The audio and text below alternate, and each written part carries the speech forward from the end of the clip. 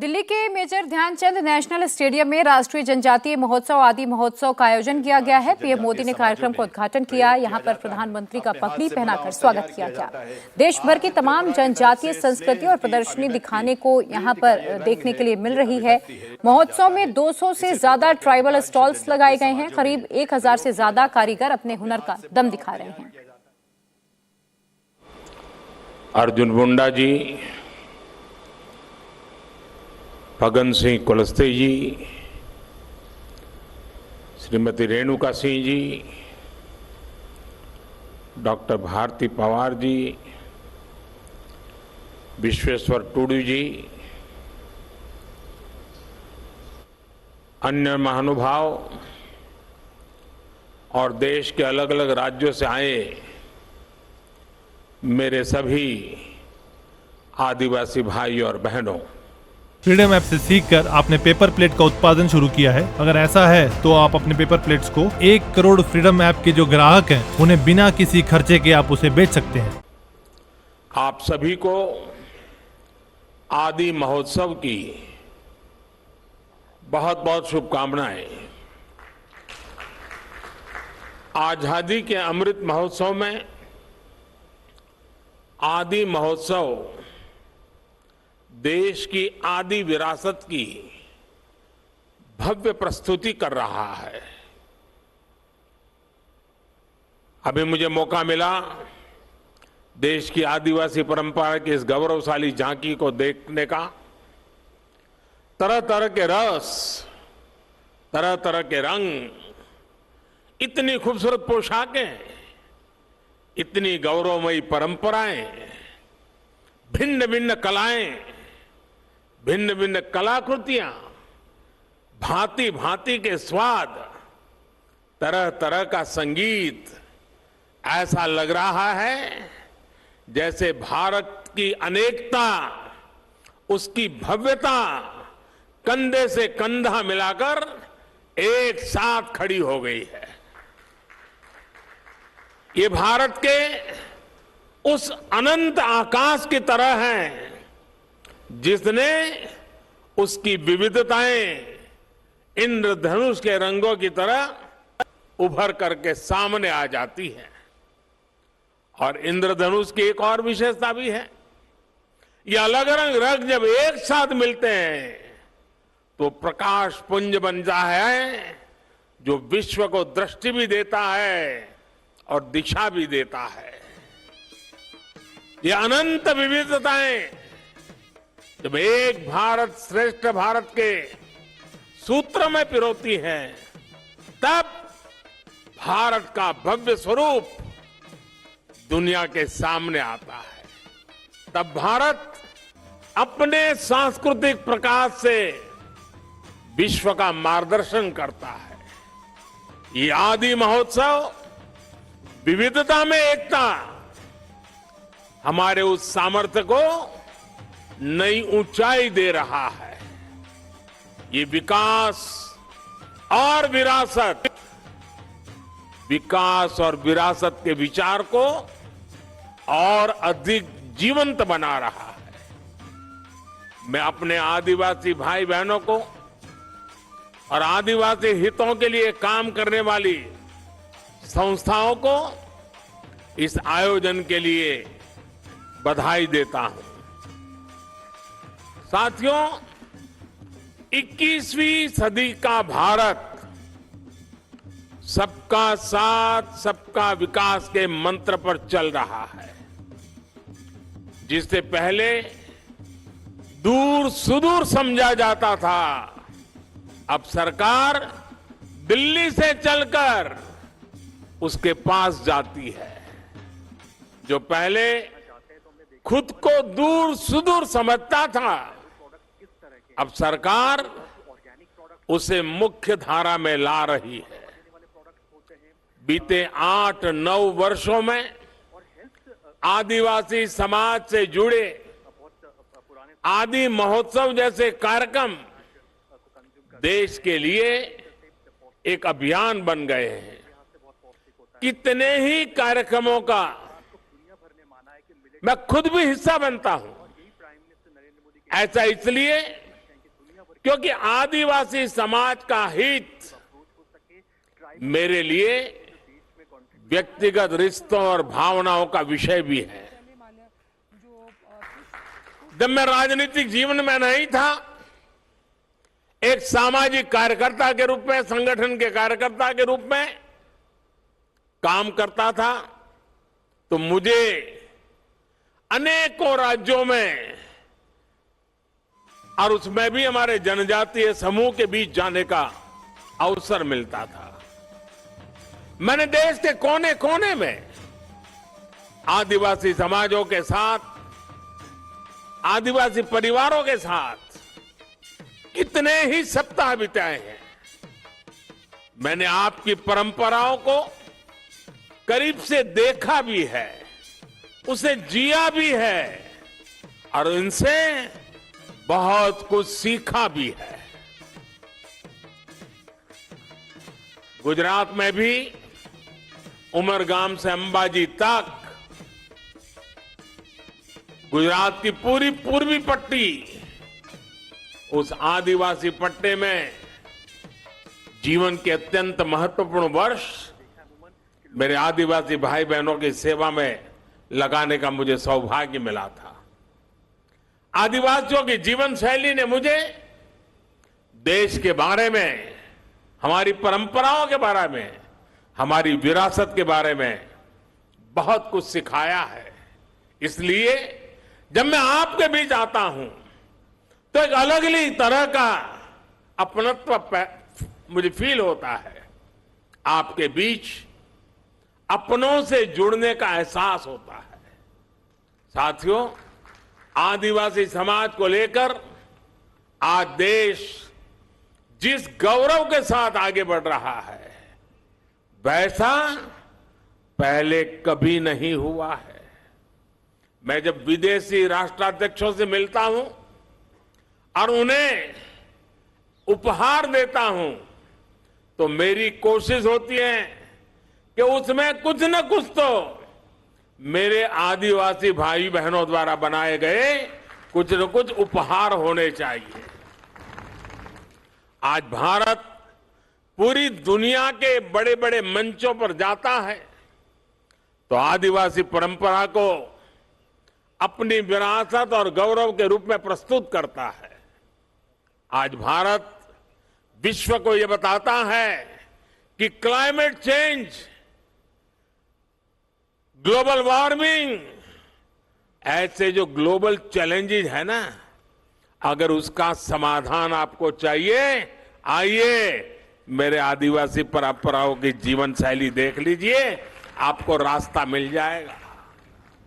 आज जब sustainable development की बात होती है तो हम गर्व से कह सकते हैं कि दुनिया को हमारे आदिवासी समाज से बहुत कुछ सीखने की जरूरत है। हम कैसे पेड़ों से, जंगलों से, नदियों से, पहाड़ों से हमारी पीढ़ियों का रिश्ता जोड़ सकते हैं। हम कैसे प्रकृति से संसाधन लेकर भी उसे संरक्षित करते हैं, उसका संवर्धन करते हैं, इसकी प्रेरणा हमारे आदिवासी भाई बहन हमें लगातार देते रहते हैं। और यही बात आज भारत पूरे विश्व को बता रहा है। साथियों, आज भारत के पारंपरिक और खासकर जनजातीय समाज द्वारा बनाए जाने वाले प्रोडक्ट्स की डिमांड लगातार बढ़ रही है। आज पूर्वोत्तर के प्रोडक्ट्स विदेशों तक में एक्सपोर्ट हो रहे हैं। आज बैम्बू से बने उत्पादों की लोकप्रियता में तेजी से वृद्धि हो रही है। आपको याद होगा, पहले की सरकार के समय बैम्बू को काटने और उसके इस्तेमाल पर कानूनी प्रतिबंध लगे हुए थे। हम बैम्बू को घास की कैटेगरी में ले आए और उस पर सारे जो प्रतिबंध लगे थे उसको हमने हटा दिया। इससे बैम्बू प्रोडक्ट्स अब एक बड़ी इंडस्ट्री का हिस्सा बन रहे हैं। ट्राइबल प्रोडक्ट्स ज्यादा से ज्यादा बाजार तक आए, इनकी पहचान बढ़े, इनकी डिमांड बढ़े। सरकार इस दिशा में लगातार काम कर रही है। वन धन मिशन का उदाहरण हमारे सामने है। देश के अलग अलग राज्यों में 3000 से ज्यादा वन धन विकास केंद्र स्थापित किए गए हैं। 2014 से पहले ऐसे बहुत कम लघु वन उत्पाद होते थे जो एमएसपी के दायरे में आते थे। अब ये संख्या बढ़कर 7 गुना हो गई है। अब ऐसे करीब 90 लघु वन उत्पाद है जिन पर सरकार मिनिमम सपोर्ट प्राइस एमएसपी दे रही है। 50,000 से ज्यादा वनधन स्वयं सहायता समूह के जरिए लाखों जनजातीय लोगों को इसका लाभ हो रहा है। देश में जो स्वयं सहायता समूहों का एक बड़ा नेटवर्क तैयार हो रहा है, उसका भी फायदा आदिवासी समाज को हुआ है। 80 लाख से ज्यादा स्वयं सहायता समूह, सेल्फ हेल्प ग्रुप्स इस समय अलग अलग राज्यों में काम कर रहे हैं। इन समूहों में 1.25 करोड़ से ज्यादा ट्राइबल मेंबर्स हैं, उसमें भी हमारी माताएं बहनें हैं। इसका भी बड़ा लाभ आदिवासी महिलाओं को मिल रहा है। भाइयों और बहनों, आज सरकार का जोर जनजातीय आर्ट्स को प्रमोट करने, जनजातीय युवाओं के स्किल को बढ़ाने पर भी है। इस बार के बजट में पारंपरिक कारीगरों के लिए पीएम विश्वकर्मा योजना शुरू करने की घोषणा भी की गई है। पीएम विश्वकर्मा के तहत आपको आर्थिक सहायता दी जाएगी, स्किल ट्रेनिंग दी जाएगी, अपने प्रोडक्ट की मार्केटिंग के लिए सपोर्ट किया जाएगा। इसका बहुत बड़ा लाभ हमारी युवा पीढ़ी को होने वाला है। और साथियों, ये प्रयास केवल कुछ एक क्षेत्रों तक सीमित नहीं है। हमारे देश में सैकड़ों आदिवासी समुदाय हैं। उनकी कितनी ही परंपराएं और हुनर ऐसे हैं जिनमें असीम संभावनाएं छिपी है। इसलिए देश में नए जनजातीय शोध संस्थान भी खोले जा रहे हैं। इन प्रयासों से ट्राइबल युवाओं के लिए अपने ही क्षेत्रों में नए अवसर बन रहे हैं। साथियों, जब मैं 20 साल पहले गुजरात का मुख्यमंत्री बना था तो मैंने वहां एक बात नोट की थी। वहां आदिवासी बेल्ट में जो भी स्कूल थे, इतना बड़ा आदिवासी समुदाय था, लेकिन पिछली सरकारों को आदिवासी क्षेत्रों में साइंस स्ट्रीम की स्कूलें बनाने में प्राथमिकता नहीं थी। अब सोचिए, जब आदिवासी बच्चा साइंस ही नहीं पढ़ेगा तो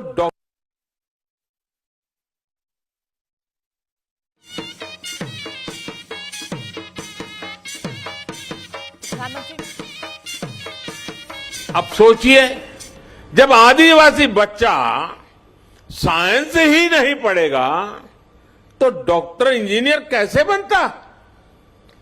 इस चुनौती का समाधान हमने उस पूरे बेल्ट में आदिवासी क्षेत्र के स्कूलों में साइंस की पढ़ाई का इंतजाम करके किया।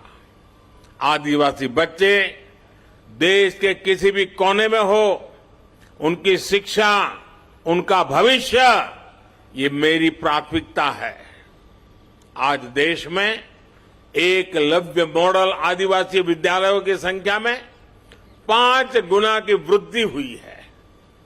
2004 से 2014 के बीच 10 वर्षों में केवल 90 एकलव्य आदिवासी स्कूल खुले थे, लेकिन 2014 से 2022 तक इन 8 वर्षों में 500 से ज्यादा एकलव्य स्कूल स्वीकृत हुए हैं।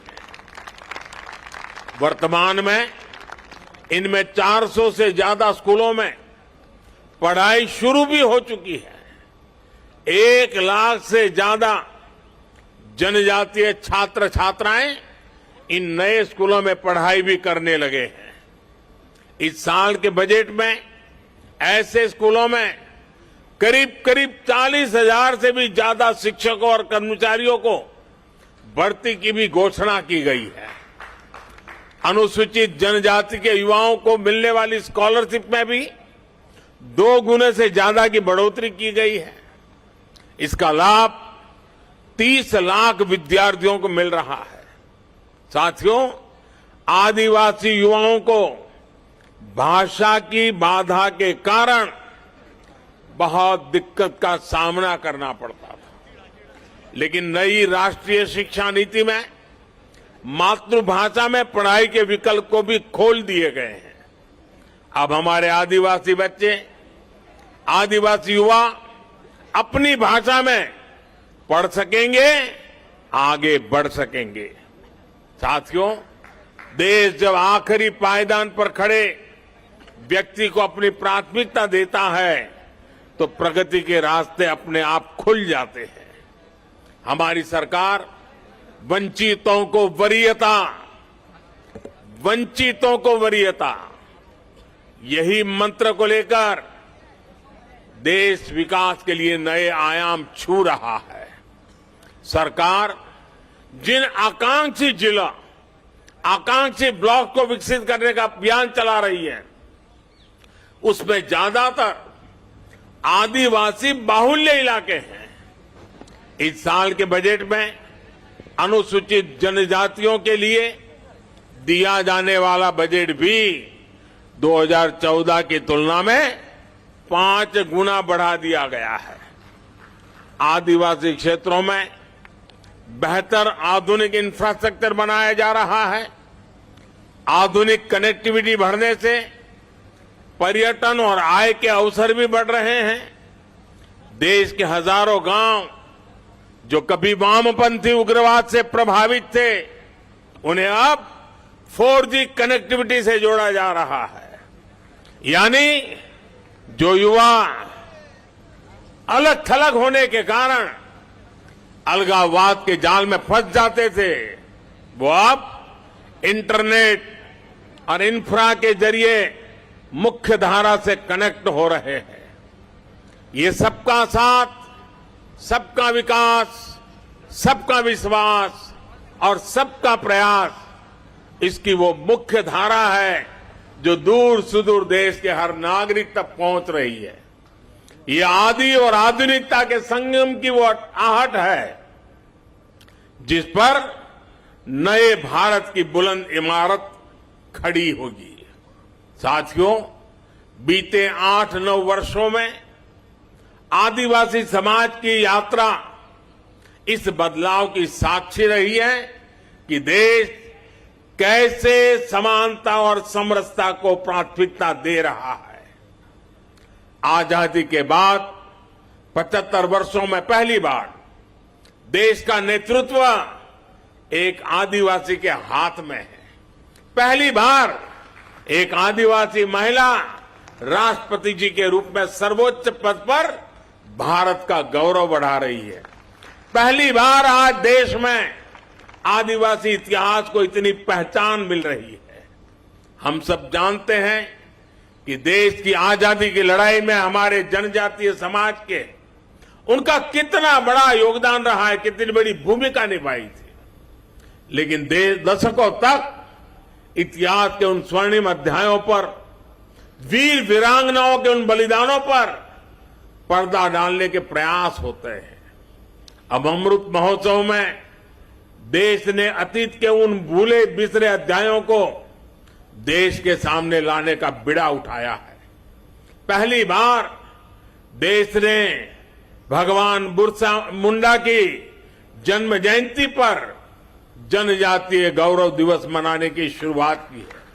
पहली बार अलग अलग राज्यों में आदिवासी स्वतंत्रता सेनानी म्यूजियम खोले जा रहे हैं। पिछले साल ही मुझे झारखंड के रांची में भगवान बिरसा मुंडा को समर्पित म्यूजियम के लोकार्पण का अवसर मिला था। ये देश में पहली बार हो रहा है, लेकिन इसकी छाप आने वाली कई पीढ़ियों में दिखाई देगी। ये प्रेरणा देश को कई सदियों तक दिशा देगी।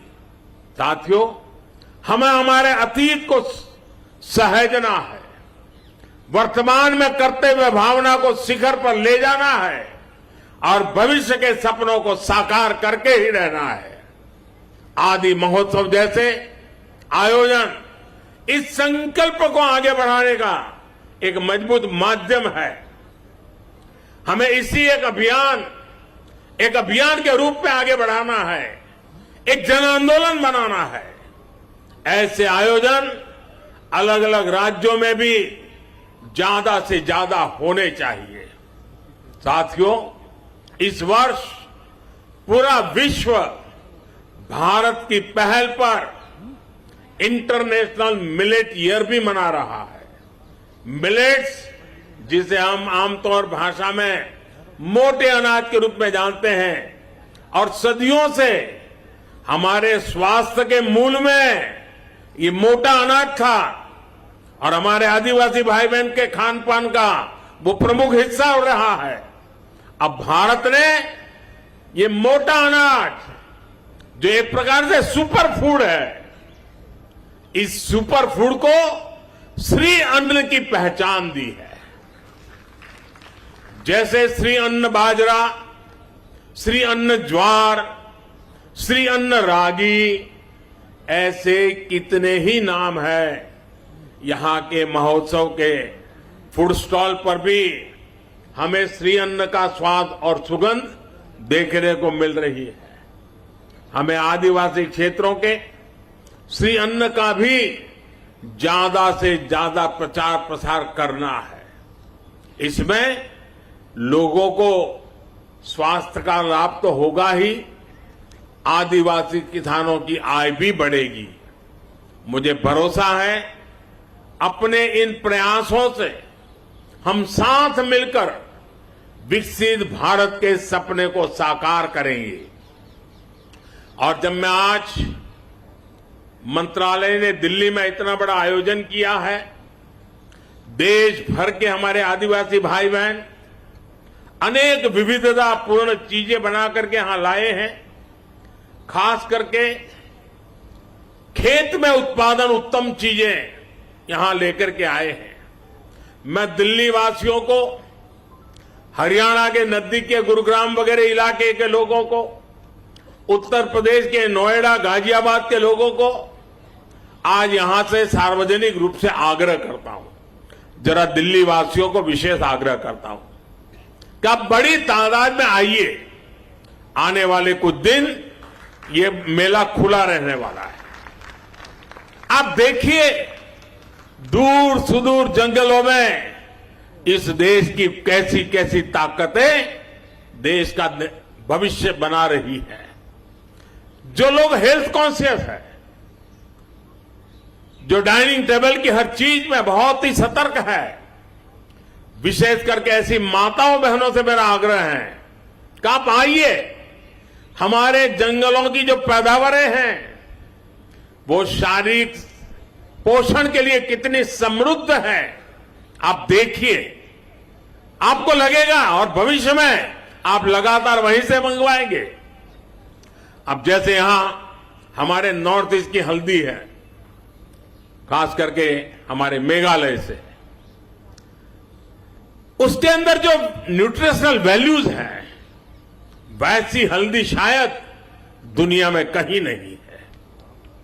फ्रीडम ऐप से सीखकर आपने पेपर प्लेट का उत्पादन शुरू किया है? अगर ऐसा है तो आप अपने पेपर प्लेट्स को 1 करोड़ फ्रीडम ऐप के जो ग्राहक हैं उन्हें बिना किसी खर्चे के आप उसे बेच सकते हैं। अब जब देखते हैं पता चलता है तो लगता है हाँ अब हमारे किचन में यही हल्दी हम उपयोग करेंगे। और इसलिए मेरा विशेष आग्रह है, दिल्ली, हरियाणा और उत्तर प्रदेश के जो इलाके यहाँ पास में हैं वो यहाँ आए, और मैं तो चाहूंगा दिल्ली दम दिखाएं कि मेरे आदिवासी भाई बहन जो चीजें लाके आए हैं, एक भी चीज उनको वापस ले जाने का मौका नहीं मिलना चाहिए। सारे के सारे यहां बिक्री हो जानी चाहिए। उनको एक नया उत्साह मिलेगा, हमें एक संतोष मिलेगा। आइए हम मिलकर के इस आदि महोत्सव को चिरस्मरणीय बना दें, यादगार बना दें, बहुत सफल बना करके रखें। आप सबको मेरी तरफ से बहुत बहुत शुभकामनाएं, बहुत बहुत धन्यवाद। इंडिया टीवी हर वक्त हर जगह डाउनलोड करने के लिए सर्च करें India TV news Google play store या ऐप स्टोर पर।